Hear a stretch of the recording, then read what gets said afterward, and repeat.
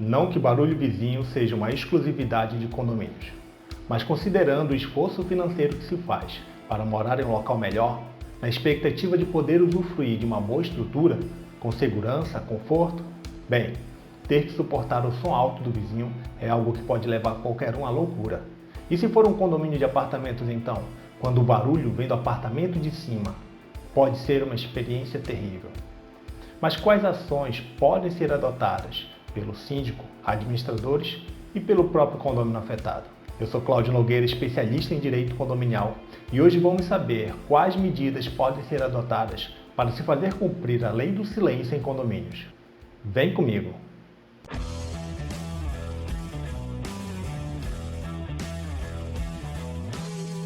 Se barulho no condomínio é um problema que você vem enfrentando, a primeira coisa que você precisa fazer é deixar o like, porque assim eu fico sabendo da importância desse assunto para você e produzo outros vídeos como esse. É claro, já se inscreve no canal e ativa as notificações, assim o YouTube vai te avisar quando tiver vídeo novo. E uma dica bônus, compartilha esse vídeo. É uma questão lógica, quanto mais os seus vizinhos conhecerem e entenderem as regras de condomínio sobre barulho, melhor vai ser a vida de todos.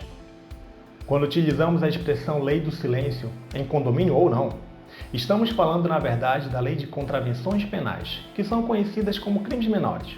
Então, essa lei, entre outros assuntos, aborda o crime ou a contravenção penal, se você preferir chamar assim, de perturbação do sossego alheio. É apenas um de seus artigos, especificamente o artigo 42. E com uma rápida leitura dos seus incisos já é possível perceber por que recebeu o apelido de Lei do Silêncio. Afinal, ela basicamente trata da perturbação sonora. Todos sabemos que existe horário de silêncio em condomínios, mas há uma crença de que em determinados horários é permitido fazer barulho à vontade. Só que isso não é verdade. Em horário algum é permitida a perturbação do sossego alheio. O que pode ocorrer é na sua cidade haver mais de uma intensidade de ruído autorizada, variando de acordo com o horário do dia.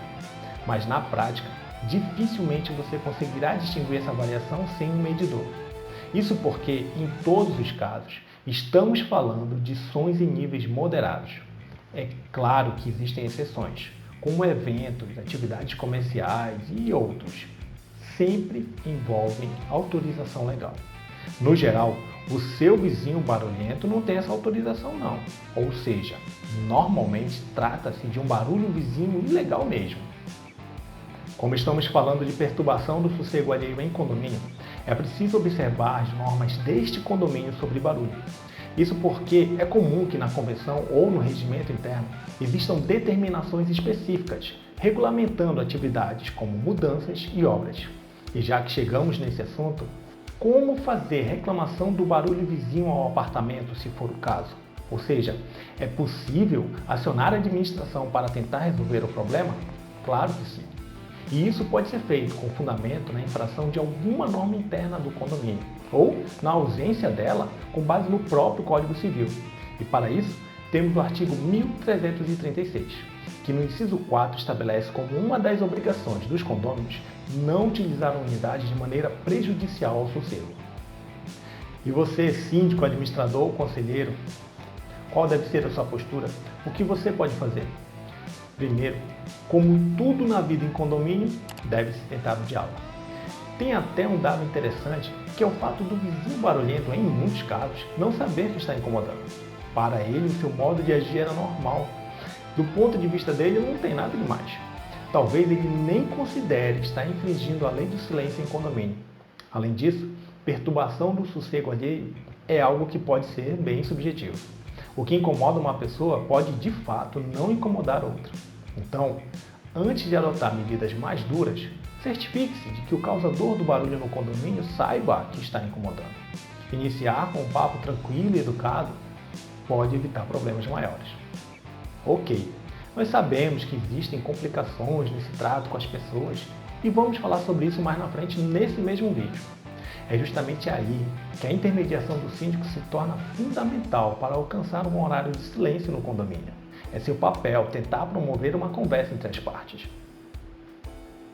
Caso não seja possível ou não resulte em consenso, o síndico precisará se valer das penalidades disponíveis, como advertências e multas. Mas cuidado, não é possível simplesmente terceirizar a solução do problema. O condômino que denuncia o som alto do vizinho não pode esperar que, uma vez acionada a administração, o problema tenha sido transferido para outra pessoa, como se o síndico passasse a ser o responsável. Inclusive, isso vale para todas as outras medidas que trataremos aqui.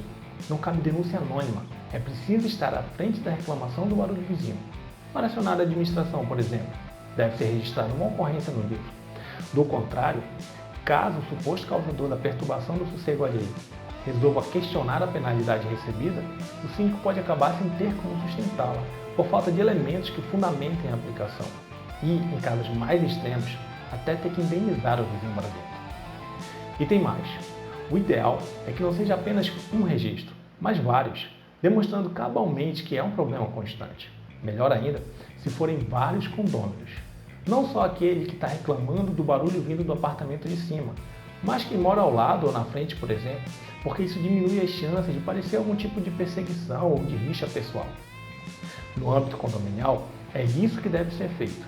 Ao síndico, e como o síndico integra toda a administração, cabe a mediação dos conflitos, mas a sua atuação se restringe à promoção do diálogo e à aplicação das multas, que pode até se repetir conforme novos registros forem sendo feitos. É a forma mais rápida de atingir o bolso de quem não respeita a lei do silêncio em condomínio, o que é uma vantagem. Agora, se de fato houverem novos e constantes registros de barulho vizinho, talvez seja o caso de comportamento antissocial, o que pode elevar a multa para até 10 vezes o valor da taxa de condomínio, além de outras consequências mais graves. Vamos continuar falando do condômino antissocial em outros vídeos. Se você tiver questionamentos a respeito, coloca aqui nos comentários. Quando essas medidas não são suficientes, o condômino afetado tem que buscar as vias ordinárias da lei, ou seja, aquelas que se aplicam a todos os casos de vizinho barulhento, seja em condomínio ou não. Aqui vai uma lista, organizada conforme a combinação da complexidade, do tempo de resposta e da efetividade de cada uma. Primeiro, chamar a polícia. Afinal, como foi dito no início, a perturbação do sossego alheio é crime. Depois, ou mesmo em paralelo, é possível denunciar o som alto do vizinho aos órgãos específicos de fiscalização, como por exemplo a Secretaria de Meio Ambiente da sua cidade. Na sequência, cabe registrar a ocorrência de barulho vizinho junto ao Ministério Público, algo que tem se mostrado muito eficaz, porque normalmente envolve um procedimento bem estruturado e tem uma certa formalidade, dando mais credibilidade e fazendo com que tudo seja levado mais a sério. Vale uma pesquisa na internet sobre o Ministério Público do seu estado. Normalmente, é possível fazer a denúncia pelo site do órgão. Por último, se nada disso resolver, será necessário mover uma ação judicial requerendo ao juiz a imposição da obrigação de não fazer, ou seja, de não descumprir a lei do silêncio em condomínio. É a solução mais complexa e demorada de todas, podendo durar vários meses e até anos, mas também é a mais rígida, se a ação for bem sucedida, é claro, porque acabei de dizer que é complexa. Não é obrigatório contratar um advogado. Pode ser feito pessoalmente no juizado especial, mas se você tiver condições, ao menos consulte um advogado. Se possível, contrate. Acredite, faz muita diferença. Como foi dito antes nesse vídeo, essas medidas acabam sempre expondo o reclamante. Se chamar a polícia, o policial vai primeiro procurá-lo, para depois ir até o acusado e dizer quem está se incomodando. O mesmo vale para órgãos de fiscalização, que irão pegar os dados pessoais para formalizar a denúncia. O Ministério Público e a ação judicial nem se fala. A vítima será literalmente colocada frente a frente com quem está sendo acusado de fazer barulho no condomínio. É importante deixar isso claro, não para intimidar as pessoas de forma alguma, afinal, a única coisa que não pode é ficar sem fazer nada. Mas é preciso saber quais são as implicações, ponderar quem é a pessoa do vizinho barulhento, buscar soluções amigáveis antes de partir para o ataque, e talvez até pensar em alternativas mais criativas. Vai que o problema seja o imóvel, que tem pouca ou nenhuma isolação acústica, potencializando ruídos normais que qualquer pessoa tem o direito de produzir. Existem produtos e serviços que podem ajudar. Para finalizar, a perturbação ao sossego alheio é uma contravenção penal, como vimos, um crime pequeno, mas não raras vezes resulta em crimes mais graves, como desobediência ao poder público, agressão física, destruição de patrimônio e até homicídio. É preciso lutar pelo direito ao sossego de forma imediata e com rigor, mas também com criatividade e inteligência. Obrigado e até a próxima. Tchau!